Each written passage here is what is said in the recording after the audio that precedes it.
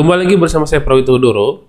Pada materi kali ini kita akan mempelajari bagaimana melakukan autentikasi dengan menggunakan JSON Web Token.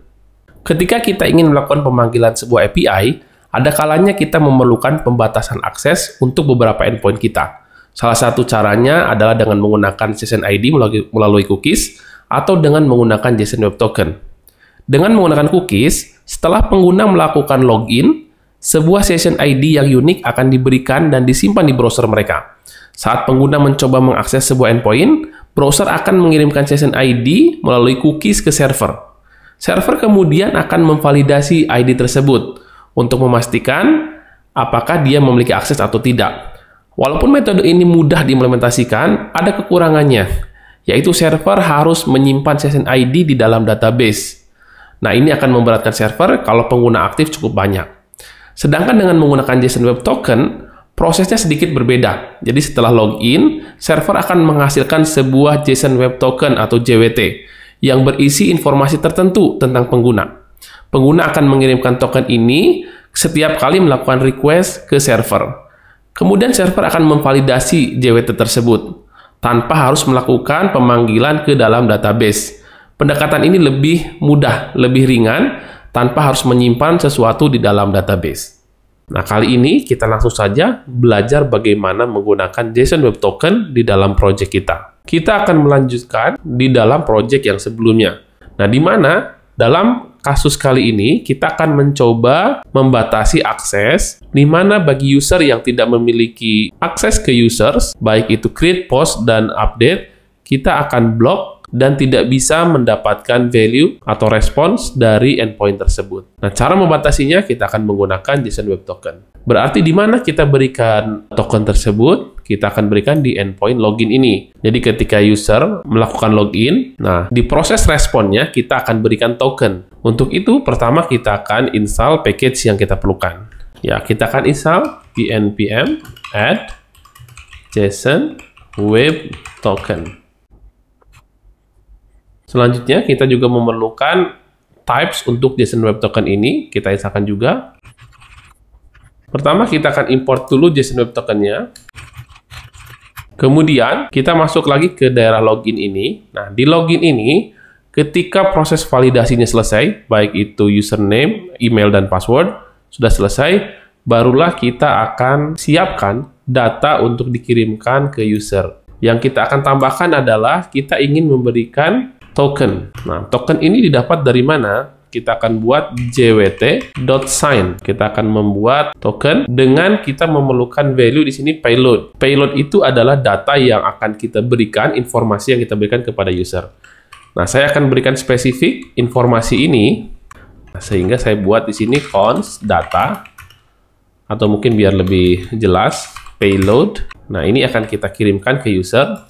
Kemudian payload ini kita masukkan di sini. Nah, supaya lebih secure lagi, kita akan tambahkan secret. Secret itu semacam key unik yang hanya dimiliki oleh server. Dan kalau orang tidak mengetahui secret ini, maka dia tidak bisa membuat token yang sama.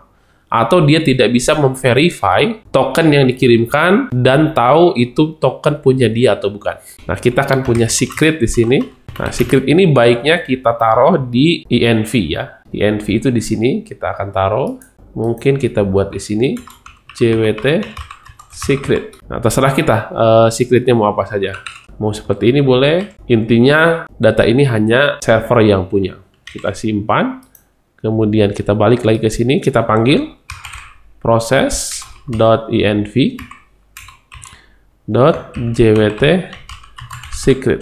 Nah, secretnya kita masukkan ke sini. Terakhir, kita akan masukkan kapan dia expired. Nah, saya biasanya membuat variabel khusus untuk expired-nya. Saya biasanya buat seperti ini. Artinya mau berapa jam. Nah, kalau 1 jam seperti ini, 2 jam seperti ini, dan seterusnya. Jadi tinggal kita ubah-ubah aja di bagian belakangnya. Jadi 60 itu artinya 60 detik, 60 menit. Ya, jadi kita akan buat berapa jam tinggal. Saya akan buat expired dalam waktu 1 jam, berarti seperti ini. Nah, selanjutnya kita buat option di sini, pakai kurung kurawal, expired in. Nah, kita berikan expired in-nya kapan, seperti ini.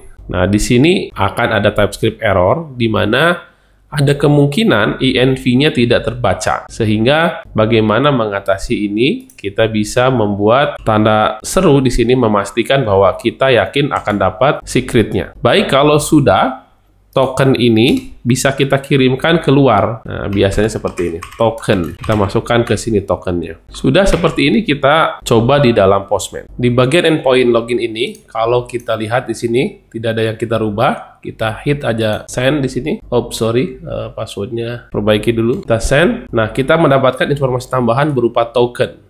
Token ini biasa digunakan oleh front end untuk memberikan akses ke routing-routing tertentu. Nah, token ini bisa kita cek value atau payload-nya di dalam sebuah website bernama jwt.io. Kalau kita paste di sini, kita lihat saya mengirimkan payload tambahan berupa ID, name, dan address. Selain itu, kita juga dapat informasi kapan dia dibuat dan kapan dia expired-nya. Nah, kalau kita kembali ke Postman dan kita coba akses /user di sini, kalau kita send, dia masih bisa dapat aksesnya. Nah, kalau kita coba block dengan menggunakan autentikasi berupa authorization, nanti endpoint ini tidak bisa diakses lagi kalau dia tidak mengirimkan authorization-nya. Kita minimize untuk login ini. Nah, dalam user ini kita akan tambahkan berupa middleware untuk memastikan user yang masuk ke endpoint ini sudah terautentikasi. Kita buat middleware di sini, mungkin kita buat function bernama access validation. Sama di sini kita buat request, respond, dan juga next. Yang pertama dilakukan di sini adalah kita akan panggil authorization dari request headers. Kita panggil dari request headers. Nah, pertama kita akan cek dulu nih. Kalau dia tidak memiliki authorization header, kita akan respon dengan status 401. Kita berikan JSON respon dengan message token diperlukan. Kalau dia memiliki authorization token, kita akan cek apakah tokennya sesuai atau tidak. Kita akan ambil tokennya. Biasanya saya menggunakan authorization barrier ya. Jadi kita ambil tokennya dari authorization.split. Kita akan split spasi di sini, kita ambil value array ke-1-nya. Baru setelah itu kita ambil secret-nya yang kita buat di INV, karena kita memerlukan secret ini ya untuk mengecek apakah tokennya valid atau tidak. Barulah kita akan coba try catch di sini. Kita akan decode JWT-nya dengan cara jwt.verify. Kita ambil tokennya, baru secret-nya di sini. Ini juga sama, kita kasih tanda seru di sini. Kalau berhasil, kita akan kirimkan user data dari JWT decode itu. JWT decode. Artinya setelah kita decode di sini, setelah kita verify, kita akan kirimkan sebagai request user data. Nah, kalau gagal, kita akan kirimkan respon 401 dengan message, dengan JSON unauthorized. Nah, seperti ini. Kalau berhasil, kita next. Artinya dia akan lanjut ke pemanggilan controllernya. Nah, baik, di sini tinggal kita masukkan saja middleware-nya, access validation, seperti ini. Selanjutnya, kita tambahkan beberapa types di sini, masih ada merah. Kita tambahkan request yang kita import dari Express, respon juga sama, kita tambahkan respon dari Express. Terakhir, next function, kita import dari Express. Kalau sudah, di sini sudah tidak ada error, ada satu lagi di sini masih merah. User data. Ini bisa kita tambahkan di sini interface validation request. Nah, kita akan extend response dari Express. Artinya kita ambil dari Express tapi kita tambahkan user data. Di sini kita tambahkan ID dengan tipenya string, kemudian name juga string, dan terakhir address juga string. Nah, ini tinggal kita perbaiki request-nya menjadi validation request. Ada headers juga. Kita tambahkan headers dengan authorization string. Oke, sekarang errornya tinggal di bagian user data. Nah, ini karena ada error TypeScript, kita bisa buat di sini pengecekan if type of JWT decode. Artinya kalau JWT decode ini tidak sama dengan string, baru ini kita kirimkan. Selanjutnya kita buat user data ini menjadi tipe yang baru. Di atas ini, interface user data, kita ambil dari bagian bawah ini, kita pindahkan. Nah, kita ubah di sini. Nah, ada error ini, kita buat saja di sini as user data. Dan selesai di sini. Satu lagi ada error merah di sini, akses validation-nya. Baik, sepertinya ada yang salah di bagian validation request ini. Saya salah extend-nya ya. Harusnya saya extend request, bukan extend response. Secara otomatis mungkin ini pun tidak perlu kita buat ya. Nah, ini juga bisa kita perbaiki dengan cara ini tetap kita panggil request. Nah, kita buat const validation request. Kita buat request as a validation request. Nah, ini kita ganti jadi validation request. Nah, ini juga salah satu cara lain untuk memfixkan error types yang kita miliki.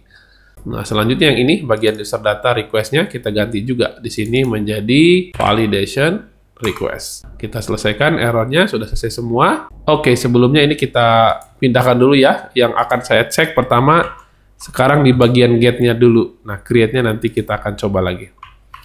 Nah, di bagian get-nya kita akan berikan access validation ya. Kita berikan middleware. Kemudian kita coba di Postman. Nah, sekarang token diperlukan karena saya sudah menggunakan validation. Maka perlu kita tambahkan sekarang di sini barrier token. Nah, tokennya apa? Kita bisa masukkan tokennya di sini dari hasil login tadi ya. Nah, ini tokennya.